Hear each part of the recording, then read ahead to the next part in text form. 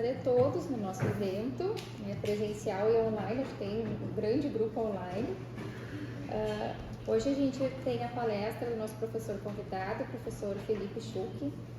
Ele é graduado em Educação Física pela Universidade Federal do Rio Grande do Sul e também tem mestrado e doutorado em Ciências Médicas na área da psiquiatria e atualmente é professor aqui da UFSE. E ele vai falar para a gente sobre a relação entre saúde mental e atividade física, né? O que é muito importante aqui para o nosso voador, que é o nosso programa de dor orofacial e DTM, tendo em vista que cada vez mais se associa, né, essas condições mentais, o estado de saúde mental, aos problemas de dores crônicas, que é a nossa área de atuação. Então, professor, muito obrigada por ter aceitado o convite, né, que a Vitória fez essa mediação para a gente. A gente tem mais ou menos 1 hora para o curso, fica bem à vontade para se precisar exceder um pouquinho.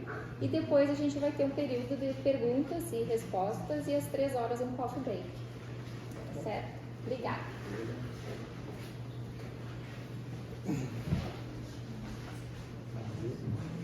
Bom, então, boa tarde. Muito obrigado pelo convite. É um prazer bastante grande para mim estar aqui falando com vocês. Eu tenho um problema que eu falo meio baixinho, eu ainda estou meio rouco. Então, se vocês puderem, de repente, mais para frente, caso não escutem, talvez facilite um pouco. Porque eu falo baixinho mesmo. Eu não conheço isso. Bom, então a ideia hoje é falar um pouquinho sobre atividade física e saúde mental. Só acho que é melhor eu ficar aqui que eu não fico na frente de ninguém, né? Que é a minha área de pesquisa já há algum tempinho. Talvez o vídeo, eu não sei se estão mudando aqui.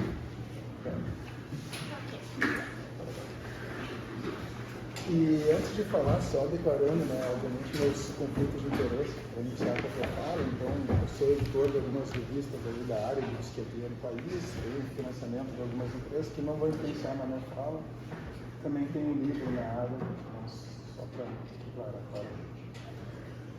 Bom, antes de começar a falar sobre saúde mental especificamente, deixa eu perguntar para vocês, vocês têm alguma ideia de qual é a prevalência de pessoas com transtornos mentais, principalmente a depressão no país? Tem uma ideia de qual é a percentual de pessoas que têm o diagnóstico de transtorno depressivo maior? Alguém tem? 50%, 60%? Não, 50% de depressão ia ser metade da sala aqui clinicamente deprimido. Diagnosticado. Estou falando. Tem gente que fica deprimida e não procura ajuda, né? Mas isso são a presença de sintomas depressivos que são comuns. Não, é alto, mas não é tanto.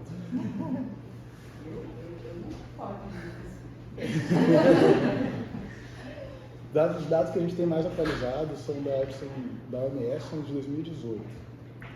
Qual é a prevalência média? Não pegou a pandemia. Foi antes da pandemia. Isso é um fator importante, de fato. Uns 10%. Quase. Está se aproximando. 12, 15. Não. 8. 5. No Brasil, próximo a 6%. E não sei se você sabe, o Brasil ele é um dos países que está quase sempre no topo do ranking. Está sempre entre as 10 primeiras, geralmente entre a quinta e a primeira. Em 2018, o Brasil era o 6º país com prevalência global de depressão, de transtorno depressivo maior, de diagnóstico clínico, e o primeiro em transtornos de ansiedade. Transtornos de ansiedade é um grupo mais heterogêneo, desde síndrome do pânico, transtornos de ansiedade generalizada, fobias específicas, inclusive fobia dentista, dentro dessa categoria, entre outros transtornos de ansiedade.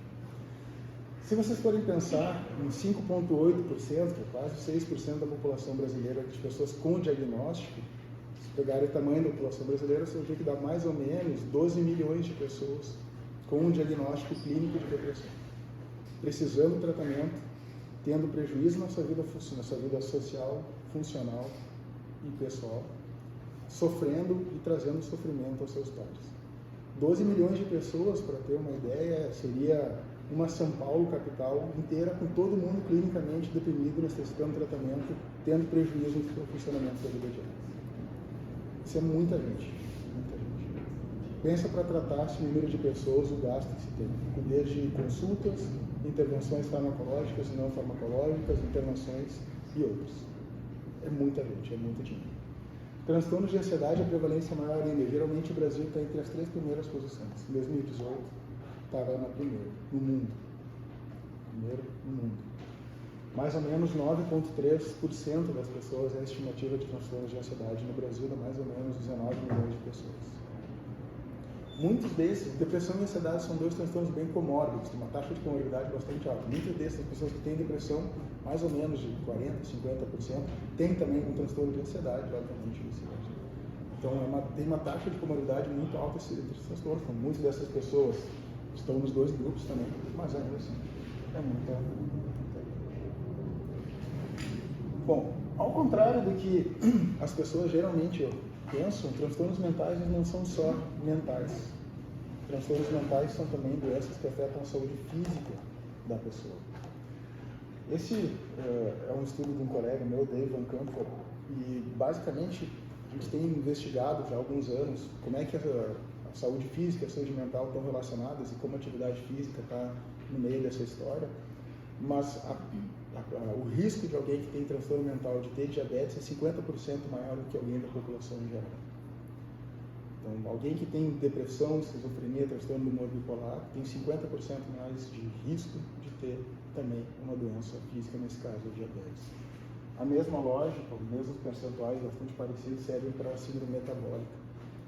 A probabilidade de 30% a 40% maior de pessoas com transtornos mentais de ter também síndrome metabólica como seus componentes, quando comparado à população em geral.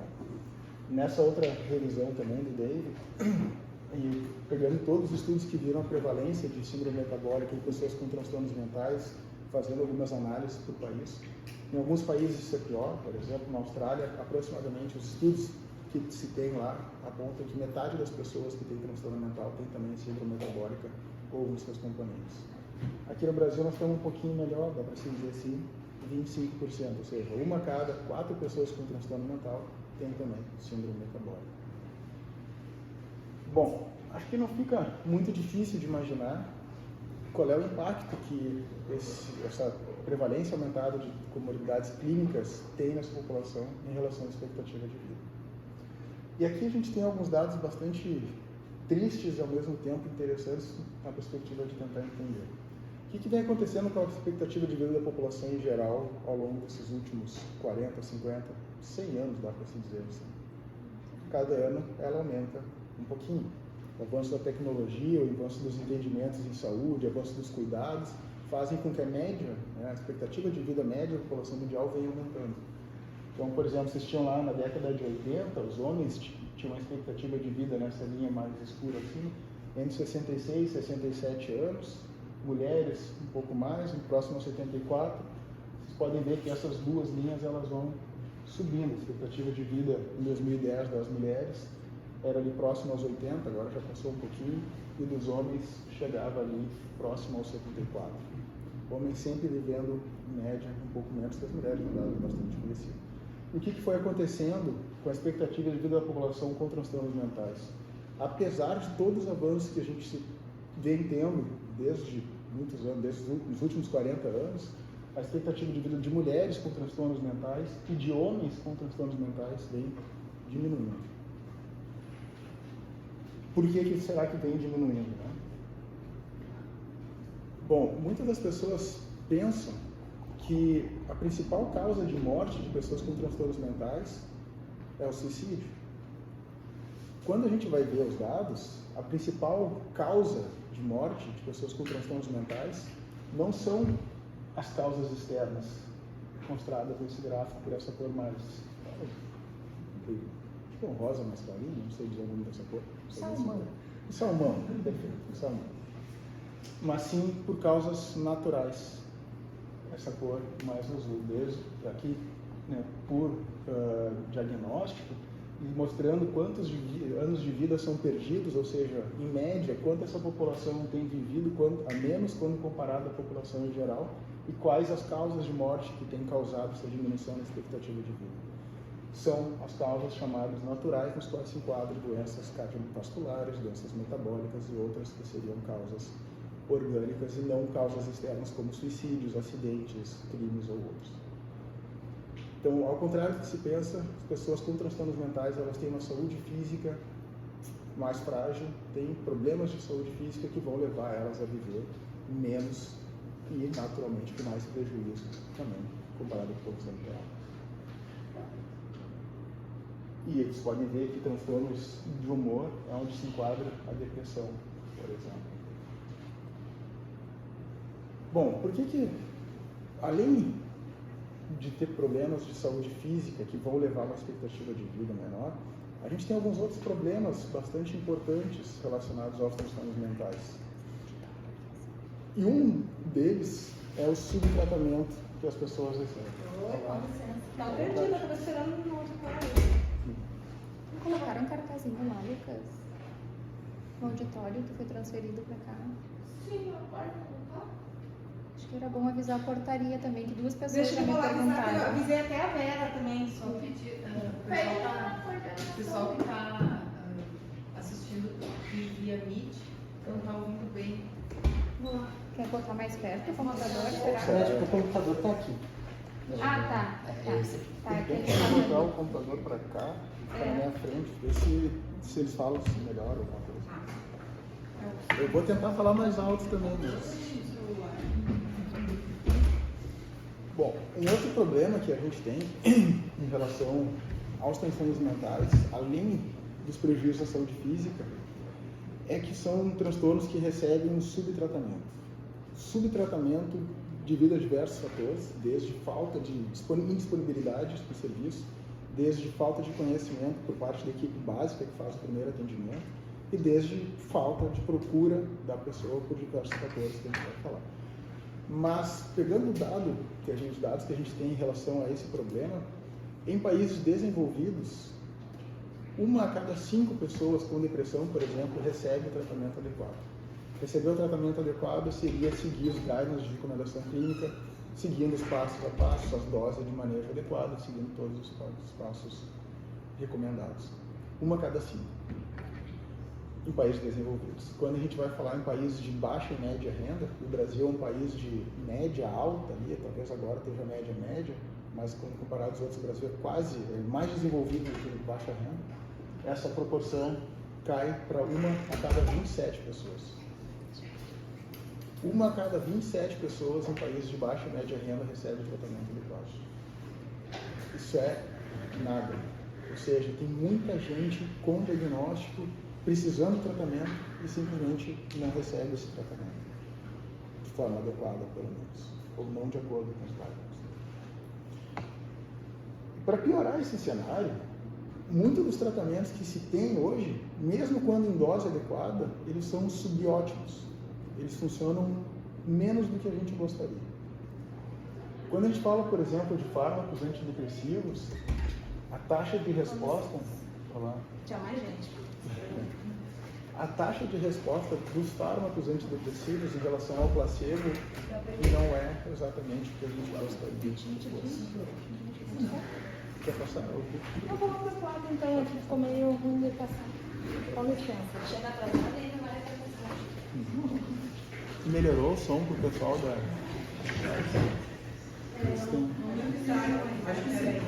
Se ninguém reclamou. Se ninguém reclamou, então acho que isso está bem. Se melhorou, então melhor ainda. Não, ela falou sim.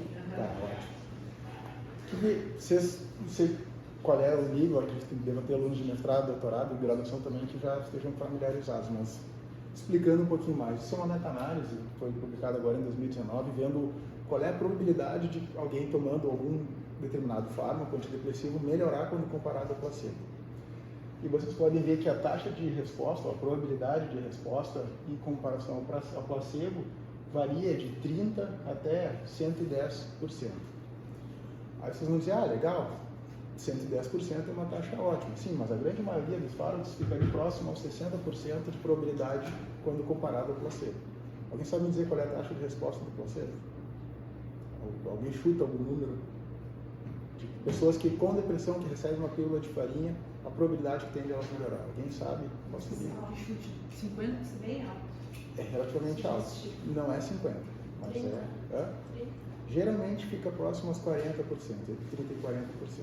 Se a gente está falando uma probabilidade de 40% ou de 50% de melhorar quando comparado à taxa de resposta do placebo, 40%, vamos jogar para 50%, a taxa de resposta em média vai ficar da pessoa que toma o fármaco, a probabilidade de resposta vai ficar próxima a 60%. Certo? 50% a mais, né, de 40%, temos uma probabilidade de 60%. Isso é mais ou menos como tu chegar para um paciente dando um fármaco adequado, em dose adequada, jogar uma moedinha para cima, cara, tu melhora, coroa, tu não melhora. Se não melhora, vem semana que vem, aumenta a dose, dá mais um fármaco, combina, faz outras intervenções farmacológicas. Isso em termos de tratamento, isso dá para dizer, pelo menos vocês concordam comigo, que é um tratamento bastante aquém do que a gente gostaria que fosse. Que nem vocês forem tratar alguém com dor, faz uma intervenção e metade dos pacientes simplesmente não melhora. Então, novas intervenções são... A gente gostaria que fosse bem mais alto que isso. Claro que 100% é um número que nunca vai acontecer, mas a gente espera pelo menos uns 80%, 90% como taxa de resposta para chamar de alta. Isso não acontece.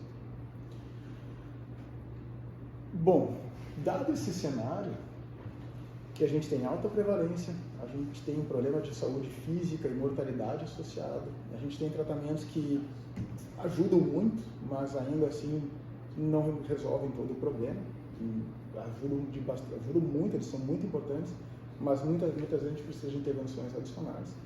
E a gente tem o problema de subtratamento e subdiagnóstico também.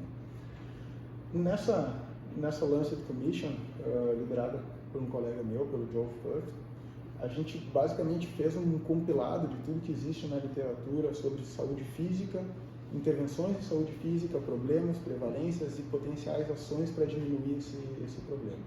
E basicamente a gente chama a atenção nesse documento dizendo que ações de saúde, para melhora de saúde física e de cuidado e atenção à saúde física de pessoas com transtornos mentais, elas são obrigatórias, elas são mandatórias.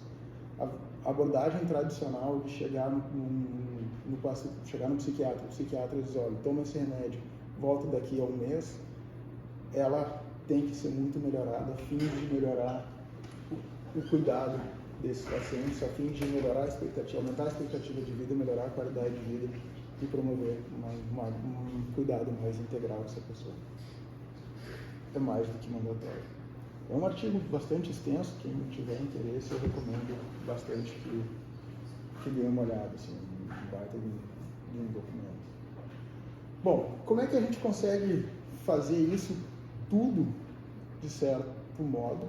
Também não é perfeito, a gente sabe disso, mas consegue de certo modo atacar em vários desses fatores ao mesmo tempo, com mudanças do estilo de vida.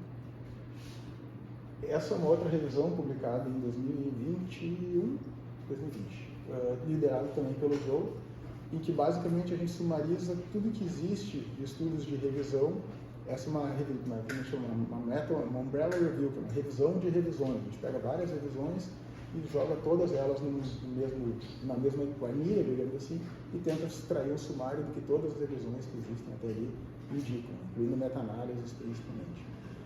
E basicamente o que a gente tem de evidência forte para dizer em relação aos fatores do estilo de vida, que a atividade física, ela está associada com depressão e ansiedade prospectivamente e eventualmente causalmente, com déficit de atenção e muito fracamente com transtornos psicóticos. A gente tem estudos bem ruins aqui, não dá para dizer nada, provavelmente não tem relação nenhuma. Tabaco está associado com o desenvolvimento de vários desses transtornos, mas ainda assim tem algumas evidências que merecem mais cuidado. E a gente tem algumas evidências um pouco mais fortes associando tipos e alguns alimentos, e algumas dietas, padrões alimentares com déficit de atenção e alguma coisa com depressão. Sono está associado com tudo, né? Sono é um fator de risco bastante conhecido para vários transtornos mentais, exceto para transtornos psicóticos, né? Esquizofrenia e transtornos do tipo. Bom, alguém tem uma pergunta até aqui? Não. Então, tudo bem. Bom, vamos olhar então para a atividade física, que é o tópico da minha fala. A gente poderia falar dos outros bastante tempo, mas vamos direcionar um pouco, né? O que a gente tem de evidência associando a atividade física ou a falta dela, conhecido também como comportamento sedentário, não é exatamente a falta dela, mas é conceitualmente um pouquinho diferente, e transtornos mentais? Bom, primeiro, tem uma série de evidências, e essa é uma das mais interessantes, eu acho, mostrando que se tu pegar só estudos longitudinais, prospectivos, que mediram o quanto tu ficar sentado hoje aumenta o risco de tu desenvolver depressão no futuro, eles mostram que 10 horas ou mais de comportamento, aliás, 8 horas ou mais de comportamento sedentário por dia aumentam em 14% o risco de tu desenvolver transtornos depressivos maiores. Quem de vocês aqui fica 8 horas ou mais sentado por dia ou sentada por dia? Todo mundo trabalha sentado. Eu acho que nós vamos começar a atender os pacientes uma esteira. 8 horas por dia, a gente, na nossa rotina, é muito fácil de ser atingido, infelizmente. A gente fica muito mais. Quando, no meio do semestre, por exemplo, vocês têm uma aula de manhã, 3, 4 horas ali, ficam das 8 às 11, mais 3 horas de tarde, deu umas 4, só ali já foram 6. Se pegar o tempo de deslocamento, vocês ficam no ônibus, mais o tempo de refeição, não dá nem para chegar em casa e ver o Netflix, porque já vai ter estourado muito. Mas o que seria o comportamento sedentário? Tipo, o professor, a gente levanta para ir de uma equipe para o outro, pelo menos, né? É isso que eu ia dizer, eu não fico sentado nem um minuto, eu chego em casa exausta, eu tô louca para sentar. Sério? Não, comportamento sedentário. Bom, eu sou daquela. Bom, ele sabe, a gente não para um minuto, né? O comportamento sedentário conceitualmente é definido em qualquer atividade na qual fique sentado, deitado ou reclinado, gastando menos de 1 MET ou um equivalente metabólico por hora. Então, basicamente agora vocês todos estão com comportamento sedentário.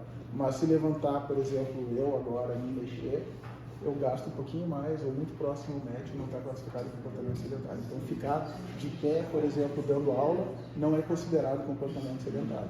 Mas agora, se eu sentar e der essa palestra para vocês, eu vou estar diminuindo o meu gasto energético abaixo desse limiar e vou estar em comportamento Nós vamos ter uma boa estratégia para motivar o pessoal a se mexer um pouco mais. Quem não gosta de levantar.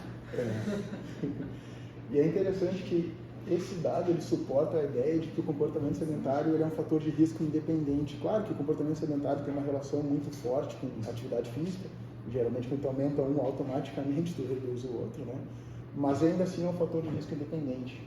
Ou seja, mesmo que tu faça 30 minutos por dia de exercício físico intenso, tu aumente o teu nível de atividade física, se nas tuas 8 horas do dia tu ficar sentado, tu ainda está com esse fator de risco aqui presente.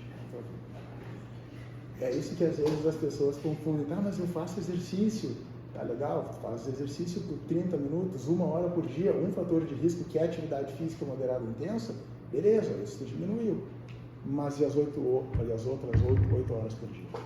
É que nem aquela pessoa, estou com diabetes, cortei todo o açúcar, beleza, mas não cortou a cerveja, não cortou o churrasco. Tirou um fator de risco, mas continua com outros 2 dentro da alimentação. Ou mesmo assim melhorou toda a dieta, mas continua muito sedentário. Melhorou um fator de risco, mas o outro continua jogando na direção contrária. Transtornos mentais, eles são assim, tem vários fatores de risco e aí que está o problema, né? A prevenção, são transtornos multifatoriais, a prevenção se dá através do ataque aos múltiplos fatores de risco. E aí que começa aquela confusão, mas eu me cuido, faço um monte de coisa legal, mas tem um monte de outros fatores de risco emocionais, sociais, que estão jogando contra. Então, aí que a coisa começa a ficar mais complicada.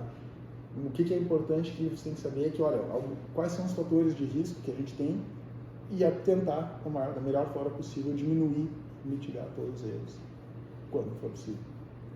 E aí, talvez a gente tenha uma mudança em nível populacional da prevalência de doenças mentais. Fora isso, difícil. Fácil? Nem um pouco. Mas é o que a gente sabe.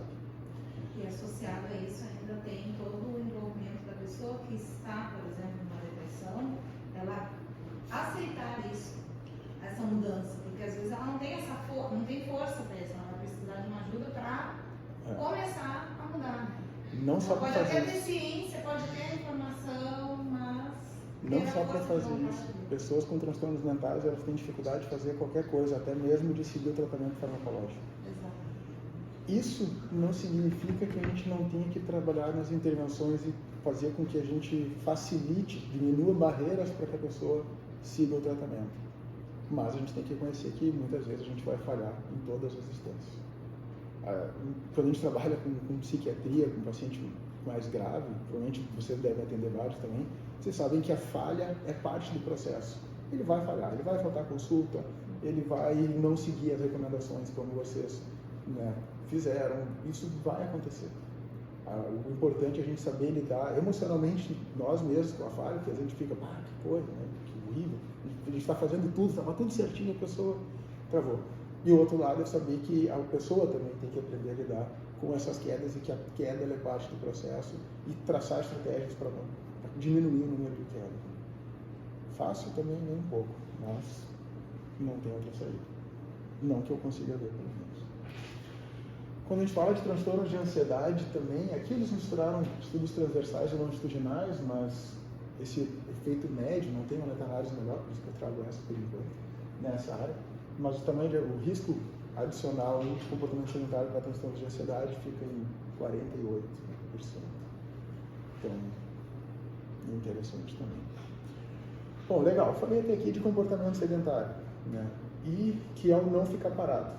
Só que posso não ficar parado e fazer uma atividade leve, como por exemplo o que eu estou fazendo agora.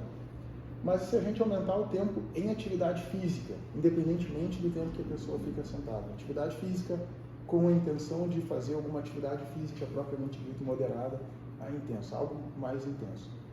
Ou seja, qual for o contexto, uma palavra sincera, será que ela ajuda? Será que a atividade física reduz o risco de desenvolver ansiedade? Basicamente, o que a gente encontrou, não são tantos estudos, mas sim fazer atividade física moderada, intensa, principalmente do lazer, mas não está nesse dado aqui, que a gente pode discutir depois. Mas fazer atividade física moderada e intensa reduz prospectivamente, ou seja, reduz o risco de vocês virem a desenvolver no futuro algum transtorno de ansiedade, mais ou menos 25%. Certo? Isso a gente está falando no futuro. Pessoas hoje sem ansiedade, que fazem ou não fazem atividade física, de vir a desenvolver no futuro. Nessas duas meta-análises que eu mostro para vocês, a gente pegou só estudos longitudinais que excluíram todas as pessoas com depressão e ansiedade no basal. Já está cheio meu tempo? Eu estava vendo se alguém mais estava perdido. Tá. Vou tentar dar uma acelerada, então senão vai ficar a tarde toda aqui. A mesma coisa a gente fez para depressão. Essa é uma meta-análise também a gente publicou no American Journal, uma revista bem conceituada da psiquiatria. E a gente mostra que fazer atividade física reduz em 17% o risco de desenvolvimento de depressão no futuro. A mesma coisa. Então, fazer atividade física, independentemente do quanto se gasta em comportamento sedentário, é também um fator de risco para depressão. Eu posso deixar meus slides com vocês também, em caso, porque não tem problema nenhum. E naquela meta-análise de 2018 que eu mostrei para vocês, a gente basicamente trabalhou da seguinte forma: a gente pegou estudos que categorizaram as pessoas em fazia e não fazia atividade física e viu qual era o risco, ou fazia mais e fazia menos e tentou ver qual era o risco. Naquela meta-análise de 2018 a gente não conseguiu responder qual era a dose mínima, porque cada estudo estabelecia uma dose um pouquinho diferente, nem qual era a dose ótima para se ter efeito. Nessa publicada no início desse ano, a gente pegou menos estudos, mas pegou só os estudos que tinham informação suficiente para a gente analisar as questões de dose, em termos de gasto energético, ou de tempo total necessário para se atingir o efeito. E antes de eu falar desse resultado, deixa eu perguntar para vocês fazem alguma ideia de qual é a recomendação de atividade física para a população? Qual é o mínimo ou qual é a dose ideal, máxima? Quanto seria mais ou menos de atividade física moderada e intensa por semana que vocês teriam que fazer? 4 vezes? 150 minutos de atividade moderada, 75 de atividade intensa. Perfeito. Por semana. Exatamente. 150 minutos de atividade física moderada ou 75 de intensa por semana, ou a combinação das duas, sendo que né, 1 minuto de atividade física intensa equivale a 2 de atividade moderada. Essa seria a recomendação de saúde pública para a atividade física. Essa recomendação daria mais ou menos ali, assim, a matemática funciona, 30 minutos 5 vezes por semana, certo? Quem de vocês aqui completa essa recomendação? Ou daria para fazer 3 vezes por semana de 50 minutos, também daria a mesma coisa. Quem de vocês faz isso?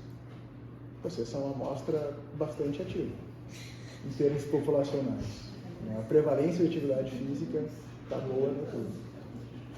Quando a gente vai para a população em geral, a prevalência de inatividade física no Brasil, ela fica ali em 60%, 70%. É um dos países, por incrível que se pareça, mais inativo, não necessariamente mais sedentário, mas mais inativos do mundo. É o mais inativo das Américas, que se tem dados, né? Para alguns países a gente tem dados muito fortes. O Brasil é um país também bastante inativo fisicamente. Ao contrário do que muita gente pensa. As pessoas também pensam, não, a Austrália é um país que todo mundo é super ativo. Na verdade, a Austrália é um dos países que está tendo um dos maiores crescimentos de obesidade e de inatividade física no mundo também. Então, às vezes, nossos censos nos enganam um pouquinho. Mas aqui a gente tentou ver o quanto a gente conseguiria, por dose específica, ver qual seria o efeito associado, qual seria o mínimo para a gente ter benefício e qual seria o máximo benefício que a gente poderia ter. O que a gente mostrou nessa meta-análise? Que mais ou menos a metade da recomendação de atividade física por semana, 75 minutos de atividade física moderada por semana, já estaria associado com um risco 18%, uma probabilidade de 18% menor de desenvolvimento de transtornos depressivos. Ou seja, fazer metade da recomendação já está associado a um risco. Aumentando até a dose recomendada, o fator de proteção sobe para 25%. E que aumentar mais do que isso vai trazer muito pouco benefício adicional. Ou seja, tu fazer entre 150 e 400, tu vai mudar muito pouquinho o fator de proteção. Mas entre fazer 50 e 150 faz muita diferença. 7% em termos de probabilidade é muita coisa. Muita coisa mesmo. Essa é uma mensagem que é interessante porque a gente consegue mostrar que, olha, mesmo que tu não faça a recomendação, mesmo que tu não tenha tempo de 3 vezes por semana na academia, quando a gente fala em saúde mental, e uma vez, 2, ou não precisa academia, pode ser qualquer outra coisa, já é melhor do que não fazer nada. Alguma coisa é melhor do que não fazer nada. Mais é melhor do que alguma coisa, mas alguma coisa é melhor do que não fazer nada. Sabe? Bom, e um outro dado interessante, vocês vão ver que eu estou trazendo várias meta-análises, uma das coisas que eu mais gosto de fazer na vida é meta-análise. Agora, depois que a gente vira professor, a gente não consegue ter muito tempo, porque a gente fica só preenchendo papel, né?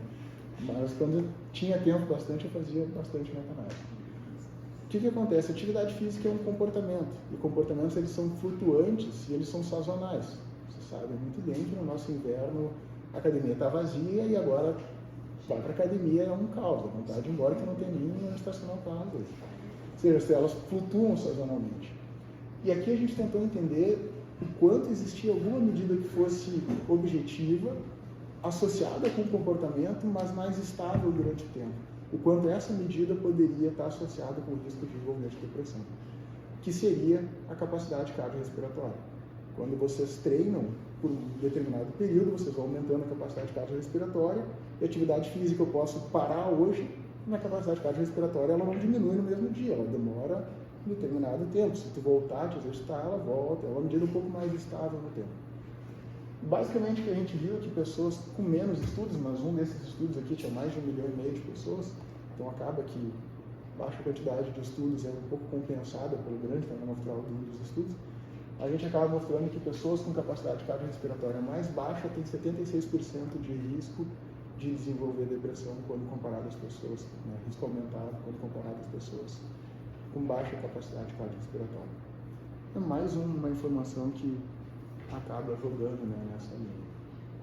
Mais uma meta-análise. E aqui, nessa meta-análise, a gente mudou um pouquinho a lógica. As perguntas das anteriores, elas eram, bom, será que as pessoas fazerem atividade física hoje reduz o risco dela desenvolver depressão no futuro, quem não tem? E nessa aqui, a gente olhou de uma maneira diferente. Bom, vamos ver então se quem tem já depressão, se começa a fazer exercício, o que acontece?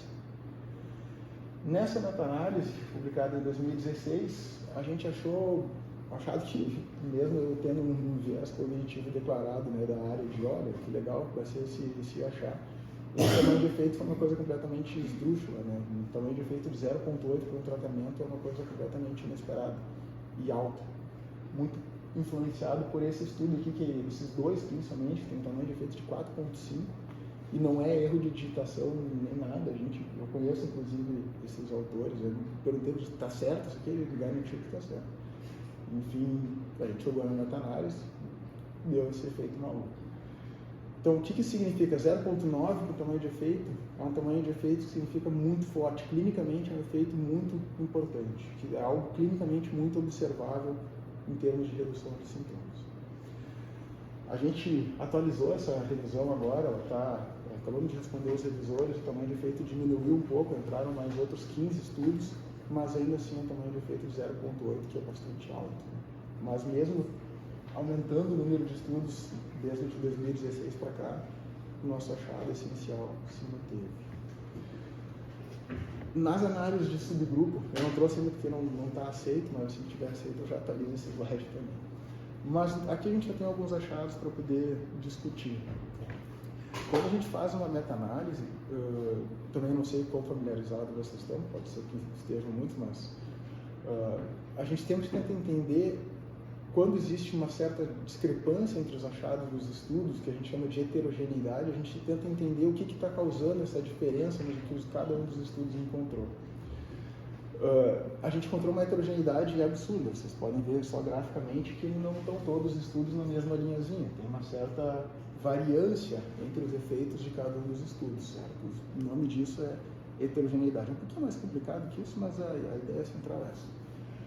Quando acontece esse tipo de coisa, a gente tem que tentar entender por que uns estudos acham um efeito tão forte, outros acham um efeito negativo, outros acham um efeito moderado, outros acham um efeito fraco. E a gente fez isso. Um dos fatores que a gente tentou entender era se a qualidade do ensaio clínico, ou seja, os cuidados que os autores tiveram na hora de desenhar o estudo, eles influenciam o tamanho de efeito.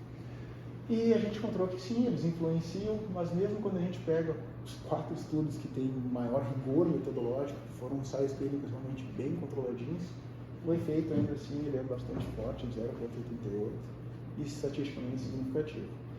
Na atualização que a gente fez agora, dobrar o número de estudos com alta qualidade metodológica, o tamanho de efeito diminuiu um pouquinho, mas ainda assim ele é bastante forte, está na casa de 0,7 na atualização.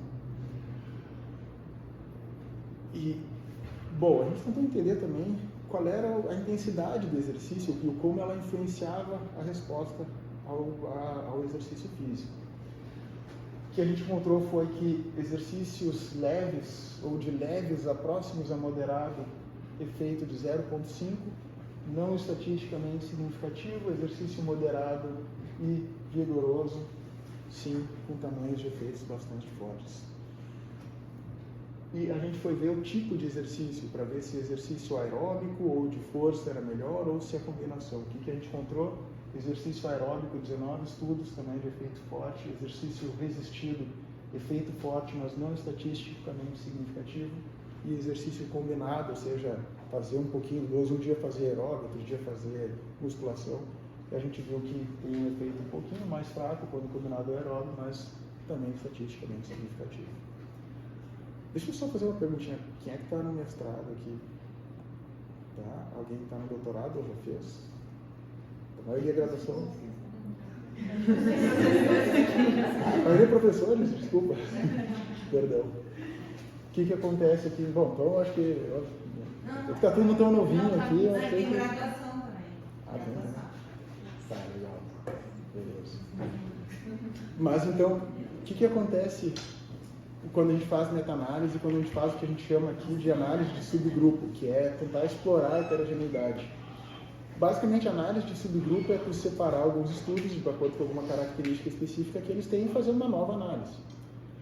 Quando a gente faz subgrupo, a gente basicamente faz uma nova análise com um número reduzido quando comparado àquele número de estudos inicialmente observados ou incluídos. E assim como num estudo com seres humanos, quanto menos estudos a gente tem, menor o nosso poder estatístico, certo? E quanto menor o poder estatístico, maior a dificuldade de fazer inferências. E aqui a gente tem claramente esses problemas. A gente faz análises com 3 estudos aqui, por exemplo, um estudo em um determinado subgrupo. E aí que eu chamo a atenção, né? Principalmente para quem está na graduação, quando vocês forem ler uma meta-análise, quando forem olhar principalmente a parte da análise de subgrupo, olhem para quantos estudos acabou restando em cada subgrupo. Porque isso ajuda muito na hora da gente interpretar os resultados. Porque o que a gente interpretaria daqui, olhando a grosso modo? Que exercício de resistido ou de força ele não funcionaria e intensidade leve não funciona. Então, beleza, vou pegar paciente com depressão, botar ele a fazer exercício moderado, intenso e aeróbico. Bota na esteira e chicoteia a pessoa. Qual é a probabilidade dela cair fora na segunda semana dizendo que nunca mais vai olhar para a cara? Então, esses são alguns dos cuidados que a gente tem que ter. E, na verdade, aqui pode até nem ser que esse efeito se confirme, ele é até marginalmente significativo, como alguns diriam. Para mim, não é significativo, pode ser que a gente tratou 0,058. Né? Então, a gente fica tentado, não funciona, será? Mas, então, a gente não tem poder para fazer afirmações mais consistentes acerca dessas conclusões. E aí, claro, né, a gente tentou ressaltar um pouquinho a importância do profissional e a gente viu que intervenções supervisionadas, elas têm um efeito mais forte, ou têm um efeito significativo quando comparado a não supervisionadas, mas também sofrendo aqui um problema. E mais do que isso, quando a gente avalia quem era o profissional que supervisionou a intervenção, é esperado, né, um efeito um pouquinho mais forte quando o profissional que supervisionou a intervenção era algum profissional da área do exercício, fisioterapeuta, profissional de educação física, cinesiologista, ou outras formações que envolvam essa área. A mesma coisa, né, quando vocês vão num dentista, vocês não tem, acho que não tem concorrência de uma outra área próxima, assim, né? Não tem. Mas a gente tem uma certa tensão com a física, porque Pilates é isso, Pilates é aquilo, exercício é aquilo. Então, mas a física ainda é uma área amiga. O problema é quando às vezes vem lá o médico a prescrever exercício e não sabe nada de exercício. Né? Às vezes tem médico que sabe, mas às vezes tem médico que não faz ideia e resolve prescrever. E os profissionais de outras áreas, eventualmente, sempre prescrevem exercício.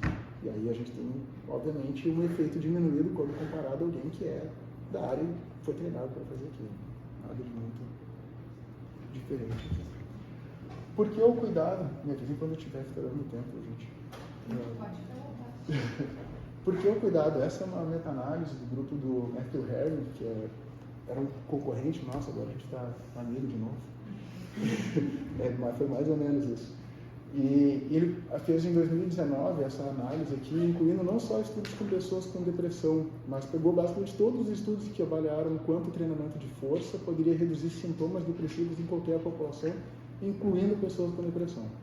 O que ele encontrou é que sim, exercício de força reduz sintomas depressivos na população em geral, em populações clínicas e em populações com transtornos mentais.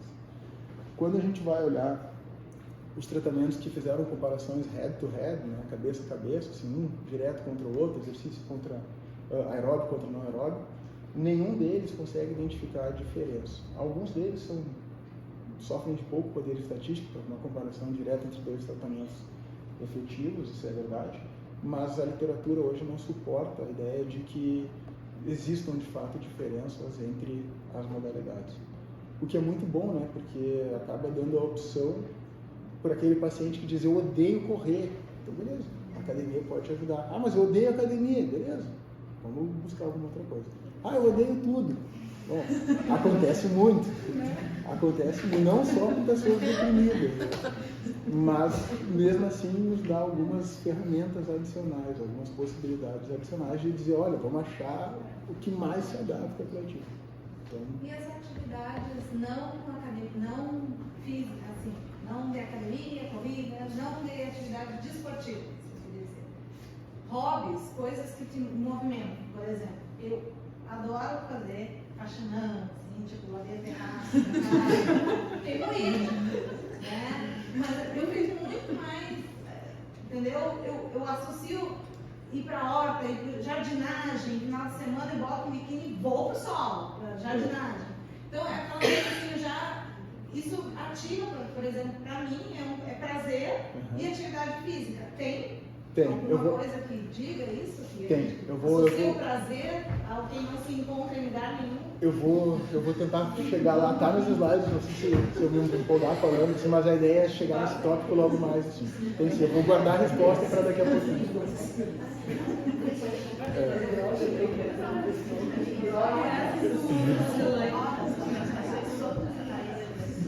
Mas na verdade, não era nem para mais um pouquinho, eu já estava no slide seguinte. que acabou caindo bem. Tem, esse artigo, eu acho que o título dele é autodidático, assim, né? Esse é o estudo do Marcos Geber, também, pesquisador, um colega nosso da e ele é muito feliz em assim, alguns títulos, e esse é um deles. Ele é um cara muito gente boa também. E nesse artigo ele falou, olha, a gente tem que, não é ele, né? Tem uma linha de investigação liderada por alguns pesquisadores ali, dizendo que, olha, a gente tem que mudar um pouco a ideia com a qual a gente trabalha e com a qual a gente prescreve o exercício para as pessoas. Porque a gente tem visto que existem outros fatores que não são a intensidade, o volume, o tempo e o gasto energético que importam quando a gente fala de saúde mental. Tem o contexto que importa, o contexto no qual aquela atividade se insere às vezes é tão mais importante do que o gasto energético que tu vai ter em ti e todas as variáveis que estão juntas. Basicamente, o que esse estudo ele fez? Ele pegou uma corte de adolescentes e ele viu que o quanto a atividade física, que quanto a satisfação ela estava associada com a qualidade de vida dos indivíduos, daqueles adolescentes, estava sendo influenciada pela atividade física e o quanto a motivação intrínseca para fazer aquela atividade física influenciava o resultado daquela associação no final. Basicamente, o que ele encontrou é que, olha, a atividade física ela vai modificar a associação entre estresse e qualidade física entre estresse e qualidade de vida quando a atividade física for motivada intrinsecamente. Quando for aquela atividade física que a pessoa resolve fazer porque ela é intrinsecamente motivada, ou seja, ela faz porque ela gosta, se sente bem fazendo aquilo. É completamente diferente o efeito de fazer essa atividade física do que fazer uma atividade física que tu faz, que coisa, vou ter que fazer porque eu sei que é bom, porque o médico mandou, porque senão eu vou engordar, porque senão eu vou fazer qualquer outra coisa. Quando a atividade física ela é feita porque a pessoa diz, olha, eu vou porque eu quero tirar meu tempinho da cabeça e aquele momento que eu tenho para conectar comigo, com a minha horta, com alguma outra coisa. Essa atividade física ela vai ter um efeito diferente para a saúde mental. Para a saúde mental, para os outros desfechos de saúde física, a relação é um pouco mais objetiva em termos biológicos, mas para a saúde mental, o contexto ele importa muito. Essa análise a gente fez com alguns dados do estudo ELSA Brasil, não sei se vocês ouviram falar, é um estudo bastante grande com profissionais da saúde, de universidades, de hospitais universitários, universidades e outros centros educacionais também do Brasil inteiro. E basicamente a gente tentou ver o quanto o contexto da atividade física influenciava na associação da atividade física com a presença de depressão e de ansiedade. São dados transversais, mas a gente fez uma outra análise longitudinal que está em avaliação há alguns meses, até, na verdade tem, não sei como está.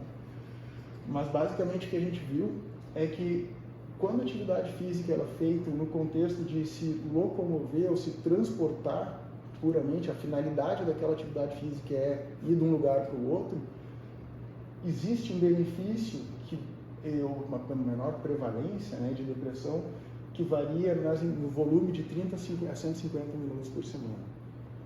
Mais do que isso, a pessoa fazendo atividade física para se transportar, não parece ter nenhuma relação com a presença de depressão e ansiedade. Mas, quando a gente vai olhar os volumes de atividade física e a presença de depressão, basicamente em pequenos volumes, aqui a gente tinha alguns subgrupos com N's pequenos ali, mas não é só por isso, talvez tenha uma coisa que a gente tem que olhar mais com calma. Mas volumes mais moderados e até mesmo volumes mais intensos, quando a atividade física era por lazer, a gente tinha uma menor prevalência de depressão. Qual é a moral da história aqui dessa lição? É que a atividade física, quando ela é feita por lazer e intrinsecamente motivada, ela vai ter um efeito diferente para a saúde mental do que aquela atividade física do pago, fui na força do ódio, que é bem comum hoje em dia. Quando vai na força do ódio, geralmente, por mais que benefícios para a saúde física, para a força muscular, para o coração, continuem sendo preservados, para a saúde mental, não é exatamente isso. Então, isso ressalta muitas vezes a necessidade da gente olhar de novo para o contexto. Por que isso acontece, né? A gente trabalha muito com esse modelo da teoria da autodeterminação. Esse modelo, não sei se vocês já ouviram falar, ele é um modelo que serve para comportamentos em geral e ele pressupõe que todos os seres humanos têm 3 necessidades psicológicas básicas em relação aos seus comportamentos. A necessidade de competência, a necessidade de autonomia e a de pertencimento. Necessidade de competência, o que é? É simplesmente eu fazer alguma tarefa e concluir ela e dizer, olha, eu sou competente, eu sou bom fazendo isso, eu consigo fazer isso aqui. Não sei se vocês, não sei não, certamente vocês já terminaram alguma tarefa, olharam para aquilo e, ficou bom, né? E vocês sentem aquela satisfação, vocês se sentem bem. Fiz bem feito. Muitas vezes até tarefa assim, às vezes até trocar uma lâmpada, até arrumar um quadro, ficou bom agora, né? Cozinhar, qualquer coisa, qualquer tarefa que a gente faz. Quando a gente faz bem feito, a gente se sente competente, a gente preenche essa necessidade psicológica básica e diz eu consegui. Isso nos traz bem-estar. Autonomia. Essa aqui eu tenho exemplo que é infalível, né? Mas não sei se vocês já chegaram em casa, vocês olharam aquela louça em cima da pia assim, estourando. A primeira coisa, que droga, né? Geralmente a segunda coisa é, vou lavar. E aí tu vai lá, lava e tu termina de lavar e ficou bom, né? Porque aí tu se sente competente, ficou tudo limpinho. Mas tu se sente bem. Pensa agora, tu chegou em casa e veio alguma pessoa entre tu olhar para aquela pia e diz, lava a louça, seja quem for. Pode ser filho, pai, mãe, tio, esposa, avô, avó. No que a pessoa terminou de falar isso aí, tu, eu vou. Já dá aquela revolta na hora, tipo, quem é essa pessoa para mandar, amiga? A gente não fala isso, nem sempre externaliza, nem sempre pensa. Mas dá aquela raiva na hora, assim, de não, tu já nem quer mais, aquela coisa que tu queria fazer, por pior que fosse, tu já não quer mais. Porque acabaram de tirar a tua autonomia, de dizer quando tu vai fazer o que tu quer fazer. Às vezes a gente não se dá conta, mas isso, nesse modelo, é uma das necessidades psicológicas básicas. Para exercício físico é a mesma coisa. Para dieta é a mesma coisa. É completamente diferente de fazer uma dieta porque tu acha que tu precisa e tu começa a modificar baseado nas preferências de uma orientação, do que quando tu chega e alguém diz, não, tu vai fazer isso, vai comer, poxa, é completamente diferente tu montar essa intervenção com essa pessoa e dizer, olha, isso aqui funciona para mim, isso aqui não funciona, do que chegar alguém, faz isso aqui, faz isso aqui, só segue, obedece e era isso. A gente, segundo esse modelo, a autonomia é extremamente importante para qualquer comportamento. E quando tu tem autonomia, tu consegue modificar o teu comportamento muito mais fácil, porque tu vai ter um grau de satisfação muito maior. E o último é o pertencimento. E esse, dá para usar vários exemplos, assim, mas eu vou deixar um exemplo na área da atividade física. Alguém aqui faz crossfit? Faz crossfit? Geralmente o pessoal que faz crossfit, ele anuncia de longe que faz crossfit. Tu olha no Instagram da pessoa, é só crossfit, né? Não tem mais nada além de crossfit. Se tiver uma foto fora do box, ou que não seja com a turma do crossfit, tem algo errado. Ela não é assim. A maioria. Pode ser que assim não seja, pode ser, mas a maioria... Ainda. Talvez tenha começado ontem o crossfit. Né? Porque eles criam um senso de pertencimento àquela cultura que tu identifica de longe, eles já se anunciam, né? Tu já tem até um modo de vestir próprio. As meias da canela. Meia da canela. Eu descobri que tem tênis de crossfit de R$2.000. Gente, qual a necessidade disso? Mas tudo bem, sem crítica. E cada um, né? Passa. Mas é uma coisa que tem um comportamento próprio. A mesma coisa, você surfista. Vocês vão na praia e vocês olham de longe, surfista, eles têm um padrão de comportamento, padrão de comunicação. Skatista, funkeiro, pagodeiro, metaleiro, todos esses grupos, as tribos, elas se pressupõem, elas se criam, elas se formam e se mantêm porque elas criam um senso de pertencimento. Tu te identifica com aquela cultura, tu te sente acolhido porque tu vê teus pares semelhantes. É que nem aquela coisa de, aqui na universidade, os grupos de alunos, você geralmente vê que os alunos, eles andam em grupos que eles se parecem entre si, ou têm alguma coisa em comum, e esses grupos, eles acabam muitas vezes, se comunicando com outros. Eles criam grupos nos quais eles tentam criar uma identidade de grupo. E isso faz com que tu te pertença. Um outro exemplo muito clássico é que o Rio Grande do Sul, né? Todo mundo, orgulho de ser gaúcho. É o orgulho de pertencer a um grupo. Mas às vezes entre nós a gente, não, faz essas coisas. Mas entre fora a gente cria essa identidade e se faz pertencer àquele grupo. Isso serve para qualquer grupo maior em qualquer traço. Esse é um conceito. Mas isso é muito bom, porque no CrossFit, por exemplo, as pessoas, é um troço maluco aqui. Eu faço bullying com o pessoal do CrossFit, tá? Mas eu acho muito interessante. Porque o pessoal entra no CrossFit na primeira semana, ele vai lá, faz uma vez. Na segunda semana, vou 2 vezes por semana. Na terceira semana, vou 5. Na terceira semana, tô passando aqui na frente, vou entrar. No 500 tinha horário. Aí na terceira semana, ela nem estava passando na frente. Mas de repente eu dou uma dirigidinha, 15 minutinhos daqui. Quando vê, ela tá lá dentro do box de segunda a sexta. Aí vai jantar com o pessoal do CrossFit, no final de semana churrasco com o pessoal do CrossFit, não sei o que é com o pessoal do CrossFit, quando vê tá morando no box, é mais ou menos isso que acontece. Porque eles criam esse senso de identidade, isso é muito bom, isso faz com que as pessoas permaneçam e se engajem. Quando tu permanece no grupo, tu tem mais chance de... Quando se identifica, tem mais chance de permanecer nesse grupo. Certo? Beleza, então esses são alguns dos fatores que fazem com que as pessoas Quer falar uma coisa? Não, foi da brincadeira. Faz com que as pessoas se sintam bem, preencham essas necessidades psicológicas básicas e por isso faz com que elas tenham maior probabilidade de ter melhor benefício ao fazer a prática. A gente ainda não sabe, indo para a questão específica, o quanto neurobiologicamente existe algum fator que associe o bem-estar com uma resposta de algum marcador interagindo com a resposta do exercício. Essa é uma discussão que eu tive até há um tempo atrás com um colega meu. Ele dizia, não tem que estudar neurobiologia, porque neurobiologia e psiquiatria não acrescentou praticamente nada, o que é em grande parte verdade, por mais que a gente faça estudo de neuroimagem, dose dá 300 no marcador, tem um marcador novo, não avançou em quase nada, assim. E ele diz, não, a gente tem que olhar para a prática clínica e investigar, gastar dinheiro nisso. Não, você tem que tentar entender a neurobiologia, porque talvez tenha alguma coisa que a gente não saiba ainda e por isso a gente tem que investigar. Mas a verdade é que a gente não sabe ainda, neurobiologicamente, se ter lá maior liberação de serotonina durante a prática do exercício potencializa o efeito para o humor, ou BDNF, ou qualquer outra coisa que possa estar associada. Ou marcador inflamatório, que agora é a nova tendência na psiquiatria. Né? A psiquiatria também tem esses loopings, assim, né? Vai e volta, não se acha nada e volta de novo, vai. Agora a inflamação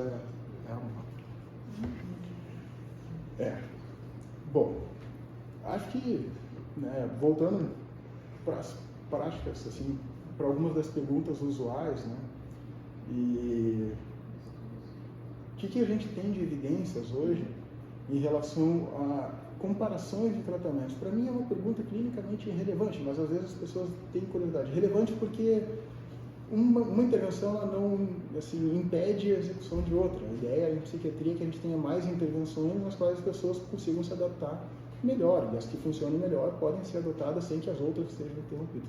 Na maioria dos casos isso é verdade, com pouquíssimas exceções.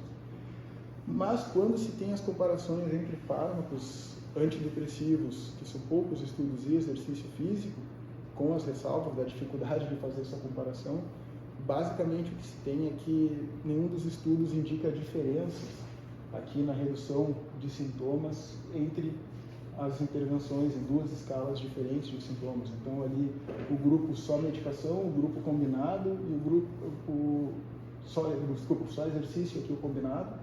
Então as magnitudes das reduções elas são bem parecidas sem diferença entre os grupos. A probabilidade de remissão do exercício em casa e do supervisionado e do placebo, principalmente do supervisionado e do placebo, são bastante próximas ali. E ambas superiores ao placebo. Né?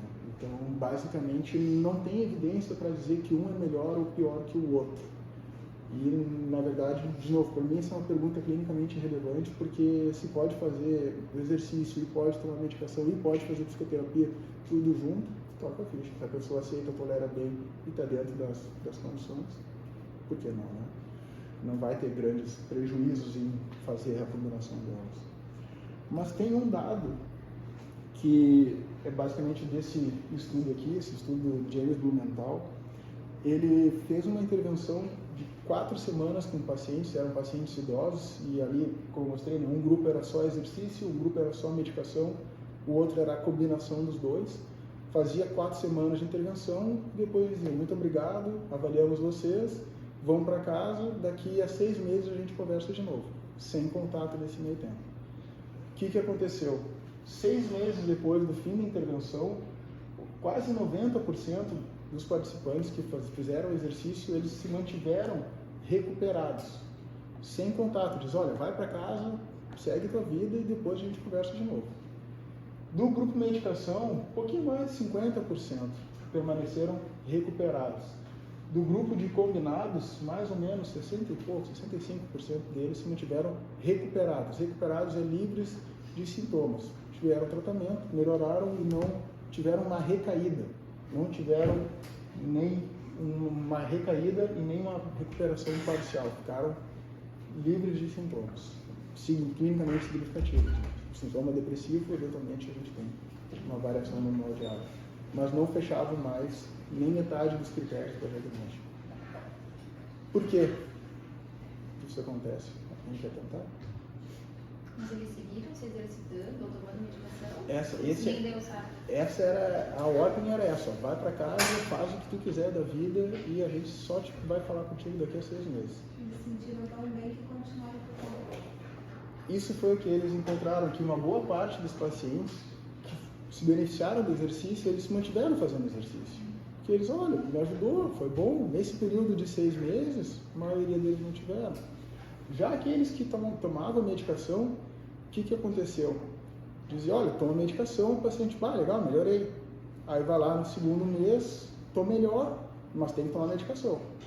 Aí o paciente continua 1 mês tomando medicação. Aí vai no 2º mês e ele, já estou 1 mês e tanto melhor, né? Por que eu vou continuar gastando dinheiro, eventualmente tendo efeito colateral, e tendo que ir na farmácia me lembrando todo dia de tomar essa porcaria desse comprimido? O que acontece via de regra? Em menos de 3 meses, quase 70% dos pacientes eles abandonam a fase de manutenção. E essa fase é uma fase extremamente importante, parte do tratamento é fase de manutenção. Terminou o tratamento, melhorou, tu não termina o tratamento, tu segue fazendo ele por 6 meses a 1 ano, para evitar recaída. Só que é lógico, a pessoa está ali gastando 200, 300 reais por mês, tomando um remédio que ela não está mais fazendo efeito, já está 2 meses bem, para que eu vou tomar isso aqui mais? Ela para, recai. Então, esse é um dos dados que eu acho assim, mais interessantes, né, nessa relação, dizer que, olha, para a fase de manutenção, especialmente, ela é muito, muito interessante. E o combinado? Combinado se dá em boa parte também essa ideia da combinação da Deixou a medicação e do medicação, mas exercício. continua com o exercício. Vou fazer exercício, mas não vou tomar mais um. É. Mais ou menos assim. É já essa ideia. Então, muitos ainda estavam na ideia do remédio, melhoraram por causa do remédio e pararam com a medicação. A parada na medicação ela foi constante nos 2 grupos, assim, teve uma queda abrupta e esperada, né? Bem fácil de entender o porquê. Aí daqui a pouco alguém pergunta, Felipe, o exercício não é nenhuma maravilha, é a melhor maravilha do mundo. Então eu vou dizer, não, tem seus problemas, eu vou também falar sobre eles aqui, porque obviamente não é nenhuma panaceia e, bom, acho que não vocês devem saber, né? Mas enfim, tem algumas informações que eu acho que é legal de a gente repetir. Bom, essa é mais uma meta-análise, acho que é a última de hoje. A gente tentou responder algumas perguntas, né, do quanto as pessoas com depressão elas aceitam fazer exercício. É uma pergunta bastante óbvia. Né? Basicamente, o que a gente encontrou, a gente pegou todos os ensaios clínicos que traziam informações de quantas pessoas desistiram ao longo da intervenção e meta-analisamos, né, jogando lá no software para ver o que acontece. E o que a gente encontrou foi que a prevalência em ensaios clínicos de dropouts, ou seja, de quantas pessoas desistiram, ela fica em aproximadamente 15%. Bom, o que é interessante aqui? O dropout, em estudos com fármacos, ele fica em aproximadamente 20%, entre 18% e 20%, dependendo do fármaco antidepressivo. Fármacos como tricíclicos, por exemplo, que têm um perfil de efeitos colaterais bem mais intensos, digamos assim, bem mais presentes, tem uma taxa de desistência maior. Estudos com outras populações clínicas tem uma taxa de desistência que fica ali entre 12% e 20%, dependendo da população. O que eu quero dizer aqui para vocês? Primeira coisa, 15% não é pouco? Não é pouco. Não é muito também. Só que não é muito, primeiro, tendo em mente que é uma amostra que já aceitou fazer exercício desde o início. Então, já tem uma característica diferente da população em geral. A outra característica, né, é que geralmente pessoas de ensaios clínicos, elas têm outros interesses na prática que acreditam que aquilo vai fazer bem, que nem sempre a população em geral vai acontecer. Provavelmente não. Com certeza, a taxa de dropout na prática clínica ela é bem maior do que isso. Eu chutaria ali em pelo menos uns 40% nos primeiros meses. Certo? Isso é um ponto. Segundo ponto, pessoas com depressão desistem de fazer exercício? Sim, elas desistem. Mas pessoas com depressão desistem de psicoterapia, desistem de fármaco, desistem de outras intervenções também. Então, dizer que o exercício não funciona porque as pessoas não fazem e utilizar esse argumento para não tentar promover significa dizer as pessoas também não tomam medicação, então não vamos prescrever medicação. Está na mesma lógica. Pessoas desistem? Desistem. Pessoas desistem de outras intervenções também. Se eu perguntar para vocês, aqui mais ou menos metade faz atividade física, né? A outra metade não. Agora vocês que fazem, quanto tempo, quem de vocês faz há mais de um ano? Vocês têm uma prevalência alta de gente fiel aqui. Talvez não funcione muito bem, né? Mas a prevalência de pessoas que permanecem em mais de um ano em uma intervenção, ela é aproximadamente de 15% a 20%. Mais de 80% das pessoas desistem num programa de exercício em menos de um ano. Mais de 60% desistem em menos de 6 meses. O que eu quero dizer com isso? Que é difícil fazer alguém com depressão se exercitar? É difícil, não é fácil. É difícil fazer alguém que não gosta de exercício se exercitar, mesmo não estando depressivo? É muito difícil. Pensem naquela pessoa que vocês falam em exercício, não, nem pensar, eu odeio isso aqui. É dolorido, é ruim. Tentem fazer essa pessoa, mesmo não estando deprimida, se exercitar. Para ver como é difícil. Então, é difícil pessoa com depressão se exercitar? É difícil. Mas é difícil também pessoas sem depressão se exercitar. Pessoas desistem? Desistem, mas desistem de outros tratamentos também. Então, eu acho que... E tem algum estudo que mostra que desde, por exemplo, se tu começa a incentivar desde pequenos, desde criança, a prática de qualquer atividade física, competitiva ou não, se esses serão adultos que terão também essa aversão, porque eu falo isso porque assim, lá em casa todo mundo pratica alguma coisa, mas é desde... Tem, a gente tem desde pequenininhos, assim, sabe? E é bem raro eu ver, tenho 2 filhos, um de 18 e um de 21, dificilmente eles têm um comportamento de muitos colegas que é ficar muito em casa, em frente ao computador, eles preferem estar ativos, né? Então, mas sempre foram incentivados, né? Tem. A gente tem uma série de evidências mostrando que tem um pesquisador, ele é grego, mas está radicado nos Estados Unidos há anos, já é Pantelimon Kekakis, se alguém quiser investigar nessa área. Ele estuda a resposta afetiva ao exercício, que é basicamente como a pessoa se sente quando ela faz exercício. E um dos estudos que eu acho mais interessante dele é que ele discute o quanto as memórias, experiências afetivas prévias da infância e ao longo da vida, elas vão representar o comportamento na vida adulta. Então, basicamente, uma criança que odiava fazer educação física, que era sempre excluída e que não tinha uma boa prática, ela vai ter uma chance muito maior de ser um adulto fisicamente inativo, quando comparado àquela criança que era positivamente estimulada, que testava diferentes práticas e por aí vai. Então, assim, as experiências ao longo da vida, elas contam muito na manutenção do comportamento. Outra coisa, eu vou me meter também, falar uns achismos aqui. Tanta evidência científica e de meta-análise, eu vou entrar com uns achismos. Mas fazer exercício pode doer, né? Pode. Falando por mim mesma. Eu fiquei um bom tempo sedentária no mestrado e doutorado, depois naquela fase pré-concurso. Quando eu voltei a fazer exercício, dói joelho, dói quadril. Pode. Aí eu ia numa fisioterapeuta, que não era esta, e que me dizia assim, tá, agora eu tenho que ficar 3 meses parado. Aí começa uma atividade, para 3 meses, começa, para 3 meses, aí tu começa a mudar, pá, correr não deu certo, vai pra bike não deu certo, vai pra não sei o quê. Aí nada dá certo, poxa, eu sou ruim em tudo, sabe? E aí, se tu não acha um profissional certo, um educador físico certo, um fisioterapeuta certo, que te diga, ó, toca pra frente, tu não é lesão, não sei o quê, tu não sai daquela inércia. Bom, isso é uma coisa que eu discuto muito com meus alunos da graduação, é que existe aquela máxima de que exercício sempre vai fazer todo mundo se sentir bem. Isso é verdade. É mentira. Isso é uma mentira. Isso é mentira. Isso é uma mentira absoluta. E eu mostro na prática ali, eu faço uma sessão de exercício, olha, eu consigo fazer qualquer uma de vocês, qualquer um de vocês se sentir muito mal fazendo exercício. Eu posso fazer vocês se sentirem muito mal. Isso eu sei fácil fazer. É mais fácil mesmo, sem erro. E às vezes o profissional ele não tem. É muito mais difícil fazer alguém se sentir bem com a prática. A gente tem hoje muito mais conhecimento para conseguir fazer isso. Só que essa é uma área que dentro da educação física, dentro das ciências do esporte, ela está começando a ganhar atenção agora. Então os próprios guidelines de atividade física, eles não dão a mínima por quanto a pessoa está se sentindo enquanto ela está fazendo a prática. E aí dentro, vou completar os achismos da Mari. Que não são achismos, eles Não são, mas são experiências, né? Eu, no momento, estou há 6 meses, nem 6 meses, menos de 6 meses, eu estou afastada de uma prática que eu gostei muito, que a Mari até fez um tempinho comigo, não se encaixou, mas foi a prática, eu fazia muito tempo pilates e eu achava muito parada, eu queria algo aeróbico, eu me encontrei na bike. Né? E praticava, né?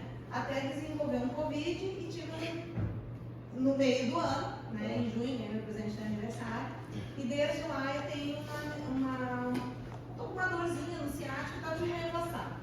Né? E eu sinto muita falta, mantenho o vínculo, por quê? Porque eu acho que aí é ficar com nós como professores, né?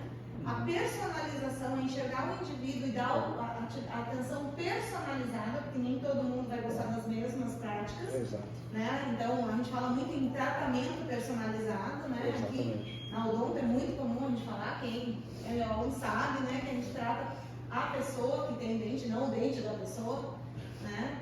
E a responsabilidade nossa como docentes informar esse profissional que tem essa atenção, porque de repente ele identifica, olha, não é esse exercício que tu não está encontrando, mas talvez o teu perfil seja para esse, para aquele, porque às vezes o leigo não sabe onde que.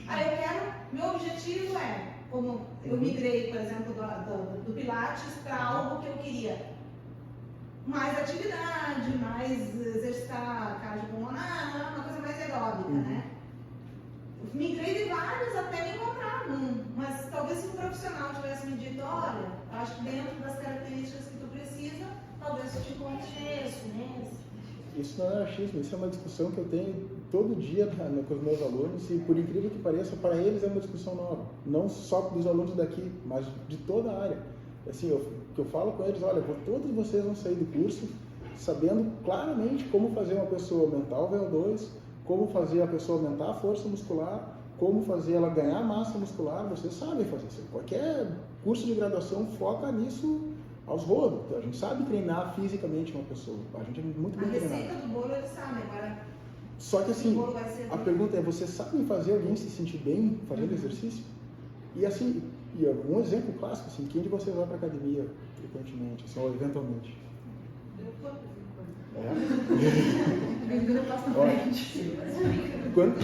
Quando alguém estava prescrevendo lá exercício para você, se em algum momento aconteceu essa cena, provavelmente em algum momento aconteceu.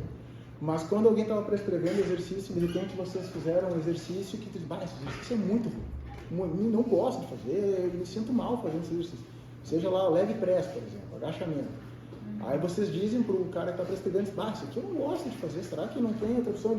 Não, mas agachamento, daí tu não vai fazer agachamento, é o melhor exercício. Aí tu vai lá e, mas saco, esse exercício, pum, faz revoltado, 1, 2, na terceira vez, vai ser agachamento hoje, já não vou. Não, já aconteceu isso com algum de vocês? Por que o profissional não escuta e diz, olha, em vez do agachamento, tem pelo menos uns 50 exercícios que vão treinar o mesmo grupo muscular. Se tu não está treinando um atleta de fisiculturismo, um atleta ali, muda. Tu vai trabalhar o grupo, o que tu quer com essa pessoa, fazer que ela esteja fisicamente ativa, promover a saúde e aumentar a massa muscular. Tu consegue fazer isso com um monte de exercício. Pode ser que o ganho vai ser diferente, uma velocidade diferente com leg press, talvez seja, mas não é isso que tu quer na essência. Tu não quer fazer um atleta que está correndo contra o tempo para ganhar as Olimpíadas agora, a Copa do Mundo, está treinando com pessoas que o objetivo final é que elas se mantenham fisicamente ativas. Então, é muito melhor tu fazer um exercício que a velocidade do ganho vai ser 10% menor, mas ela faça isso durante 10 anos do que ela ganhe um monte aí por 1, 2 meses, daqui a pouco ela diz, te odeio, cai fora. E é isso que muitas vezes acontece. E para os meus alunos isso é novidade, eles dizem, é verdade, nunca pensei nisso. Bom, então, considera simplesmente avaliar a resposta afetiva, perguntar como é que tu está te sentindo. Porque às vezes na nossa área a gente ainda tem muita tendência de treinar a pessoa para ir melhorar o mais rápido possível, aumentar as valências físicas. Só que isso muitas vezes pode ser contraproducente. Talvez às vezes seja melhor tu baixar um pouquinho o ganho que tu vai ter em massa muscular, em capacidade, para manter a pessoa manter a pessoa ativa por mais tempo. Faz muito mais sentido epidemiológico. Essa própria recomendação do OMS dos 150 minutos por semana, né? Se tu tira uma pessoa do nada, 150 talvez seja demais. Seja demais. Vai doer, vai lesionar e tchau, ela desiste. Tem uma... É a receita do bolo, está organizada. Exatamente. Então, essa recomendação, ela também pode ser muito contraproducente, principalmente para pessoas que são muito sedentárias. Porque aí, por isso que a gente está promovendo muito essa ideia de que, olha, fazer alguma coisa é melhor do que não fazer nada, porque antes era ou 50 ou 150 minutos ou não tem benefício. Essa é a lógica que a gente acaba fazendo na nossa cabeça. Se para ter benefício tem que fazer 2 a 3 horas por semana e eu consigo fazer uma, então não está valendo de nada, não faço. Né? O que eu vou fazer? Todas as vezes que tu tem também um tutor, um mentor, um orientador, ou uma parceria mesmo para praticar a atividade física, é muito mais leve. Sim. Né? Então, das vezes que eu faço, eu sempre digo assim, os exercícios que eu mais tive persistência, porque o professor era muito bom, eu ia na aula, seria leve das brincadeiras, das bobagens, da interação, né? Claro. Nem era do exercício talvez só, né? Mas é daquela do socialização. É do contexto. Da socialização. O contexto importa. Essa é uma das mensagens-chave. Assim, e o contexto ele tem sido completamente ignorado por muito tempo na nossa prática. É óbvio que o exercício ele é o principal objetivo, mas o contexto importa. É completamente diferente tu fazer exercício numa sala tecnicamente agradável, com um bom som, do que tu correr no deserto do Saara. É diferente, e as pessoas ignoram isso. E aqui pegando extremos, óbvio, para ilustrar. E agora eu vou defender o crossfit. Defenda o crossfit. Porque isso tu citou da academia de tu pede pro instrutor lá que não quer aquele exercício, ele fala, não, você tem que fazer exercício. Já aconteceu comigo e eu já larguei umas 4 academias por causa disso, sabe? Porque eu não queria fazer e não, a gente tem que fazer, então não. Entendeu? E daí no crossfit tem o treino, e aí se eu não consigo, sei lá, a pessoa vai lá e adapta, sabe, pra ti. Tu faz do jeito que tu consegue fazer. E aí, além disso, tem todo o pessoal ali em volta que te motiva. Tipo, tu não tá sozinho ali. Se tu tá sozinho, tu pode, vou pular umas séries e tal, ninguém vai ver. Aí o pessoal tá te motivando, tu acaba fazendo, entendeu? Eu acho isso que eu gostei. Tipo, eu não sou a que fica postando coisa no CrossFit, mas eu gostei por isso, sabe? Tipo, tem toda uma coisa por trás que o pessoal começa a gostar por causa disso. Assim como tem gente que odeia que outros fiquem olhando na volta. E isso que é interessante, é isso que é a personalização, a individualização, que a gente chama de medicina personalizada, que não é só medicina, são práticas de saúde personalizadas, é o importante. Se eu perguntar para vocês aqui, quantos de vocês gostam de fazer treino de força, exercício na musculação mesmo? Quantos de vocês gostam mais de fazer o aeróbico do que de força? E é uma questão básica, que é simplesmente ignorada pelo profissional. O professor não gosta de fazer musculação. Mas tu quer virar fisiculturista? Não quero, tá bom. Então talvez a gente possa fazer mais leve, ou a gente faça uma frequência menor para atingir esse objetivo. Se tu não fizer, o que é importante para mim, como profissional, não é dizer, olha, então tá, é oba-oba pro aluno, então não precisa oba-oba, fazer só o que quer, não precisa profissional. O que é importante para mim, o que eu digo para meus alunos é, olha, tu como profissional tem que saber a clareza de qual é a intervenção mais apropriada para chegar àquele objetivo. Se a pessoa quer chegar nesse objetivo, a intervenção, a proposta que tu vai fazer, ela é uma. Se tu quer chegar nesse outro objetivo, a proposta é outra. E a partir daí tu constrói junto com o teu aluno qual é a melhor forma de chegar nesse objetivo. parece uma coisa, mas não é, tipo assim, olha, tu quer ganhar massa muscular, beleza, tu quer ganhar massa muscular, a gente vai ter que fazer força. Ah, bom, vai ter que fazer força. Quais exercícios a gente pode usar? Ah, isso eu gosto, isso eu não gosto. Ah, bom, tu não quer força muscular? Beleza, então vamos para outra proposta. É esse diálogo que eu acho que o profissional tem que ter na área da educação física, pelo menos muito abertamente, e sendo franco, é para isso que tu está ali, para dar as opções e para te construir junto com o paciente a melhor intervenção, porque para ele se sentir competente, para ele se sentir autônomo e também pertencente àquele momento. E tem alguma média assim, de tempo, número, não sei se existe isso, mas que a pessoa começa a gostar de fazer exercício? Porque, tipo, eu comecei odiando. Não, porque eu comecei odiando, tipo, agora eu falto um dia, parece que eu falto alguma coisa na minha rotina, sabe? Agora parece que eu tenho que ir todos os dias. E eu comecei, eu já chorei na academia, tanto que eu odiava ir na academia. Eu só ia com lágrimas nos olhos, tanto que eu odiava ir. E agora eu gosto muito de... Tem algum número isso? Não tem número. Assim, antes de dizer qualquer métrica objetiva de número, tempo, o que mais importa são as experiências lá dentro. Mas e as experiências que tu construiu através. Tem, claro, certamente. As vigorexias dali. Tem, claro, sim. Estou falando do espectro em geral. Assim. Claro que, assim, as experiências que tu vai tendo ali dentro, elas podem ser positivas ou negativas. Se tu chegar aquele personal dizendo, não, vai ter que fazer agachamento porque sem agachamento nunca vai ter o bumbum na nuca, como se diz agora, da nova moda. Aí o cara só prescreve aquilo, bom, o bumbum vai estar ao contrário da nuca, que não vai fazer nada. Mas só que às vezes as pessoas não se dão conta disso, assim, de que, olha, insistir numa prescrição que a pessoa se opõe é que nem vocês vão no médico e o cara diz, olha, você tem que fazer isso aqui, tá, mas esse remédio é cheio de efeito colateral, eu não quero. Sei lá, pegar um exemplo comum que talvez aconteça é na gineco. Você vai, esse anticoncepcional aqui tem tais efeitos. Não, mas toma esse aqui. Tu diz, não quero. Aí ela diz, não, mas esse aqui tem que tomar, tchau, volta aqui. O que tu vai fazer? Tu vai em outra gineco. Só que até tu ir em outra gineco, até começar de novo, passou mais um tempo sem intervenção. Quando tu bota isso para outras áreas, é a mesma coisa. Então, essa é a essência, essa é a lógica. E, na verdade, assim, uma das discussões que eu trago com meus alunos é que o no pain, no gain, ela é a pior coisa que aconteceu para a área da educação física. Essa lógica do no pain, no gain, que é ao contrário do que o artigo do Marcos ali argumenta, foi a coisa mais contraproducente, porque ela incentivava as pessoas a irem e sentir dor no treino. Sem dor, sem ganho, sem sofrimento, sem ganho. O que acontece? Aumenta a probabilidade de se machucar, piora as respostas afetivas e a gente tem provavelmente esse como um dos fatores que contribui também para essa alta inatividade física que a gente tem, globalmente falando. Claro que a gente não espera que 100% da população mundial vai ser fisicamente ativa, mas menos da metade é inaceitável também. Certo?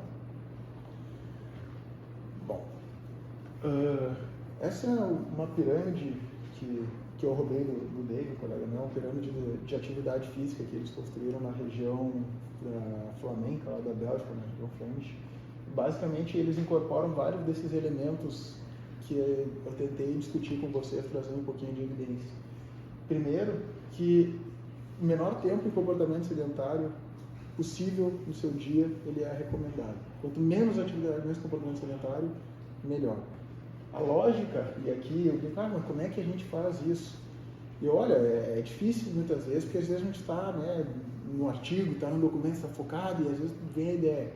Mas tenta pelo menos aí de cada 30 minutos, a cada 1 hora se levantar, nem seja para ir ali atrás, tomar uma água, dar uma espiada na janela ali, ver se está tudo certo ali na rua, dá mais um minutinho, dá uma circulada, respira, volta, só para quebrar o comportamento sedentário. Isso feito 10, 15 vezes no dia, são aí pelo menos 20 minutos a menos em comportamento sedentário que no final do dia pode contabilizar alguma coisa. Segundo, todo dia tentar fazer o maior número de atividades físicas leves possível. Então, sempre que preferir se deslocar, sempre que puder, prefira se deslocar um pouquinho mais. Aqui eu vi que vocês não têm elevador, que é uma coisa boa, mas tem trem. Mas é que no fundo tem que caminhar para chegar nele. Que bom! Que bom! Ótimo! Na verdade, está pouquíssimo usado mesmo, porque é mais rápido tu subir as escadas do que pegar Alguém fica pegando. Às vezes precisa, às vezes carregar um monte de coisa ajuda. Mas às vezes tem prédio, eu moro no 12º andar, mas tem prédio que às vezes eu vou de escada, mesmo assim, eu sou meio bilu também, não me reconheço. Mas às vezes tem vizinho meu que espera o elevador vir lá do 10º, que fica olhando o númerozinho, aí ele sobe e vai pro 2º. E às vezes ele perde 5 minutos esperando o elevador, trouxe que em 1 segundo ali, não, mas uns 15 segundos ele estaria no outro andar. Aí tu fica, tá legal. E eu mesmo assim, às vezes se eu estou muito cansado, que eu vou de elevador mesmo, né? Mas volta e meia eu uso escada, assim. Mas eu sou meio, não reparo, né? Gostar de meta-análise não é coisa de gente que gosta. Então já pode ter uma ideia. Mas seguindo na lógica da pirâmide, né? Então atividades moderadas com alguma frequência, se possível, geralmente menor do que atividades físicas, mas enquanto mais, melhor. E atividades mais vigorosas, né? Pelo menos aí uma vez por semana, de preferência. Eu acho que ela, didaticamente, ela é bem interessante, assim, acho que ela ilustra bem um pouco das discussões aí que a gente teve. E só agradecendo aí meus colegas e agradecendo então a atenção de vocês, deixando um tempinho para perguntas. Aqui o Instagram do meu grupo de pesquisa, quem quiser seguir, o meu Twitter e o meu e-mail também, tá? Contatos.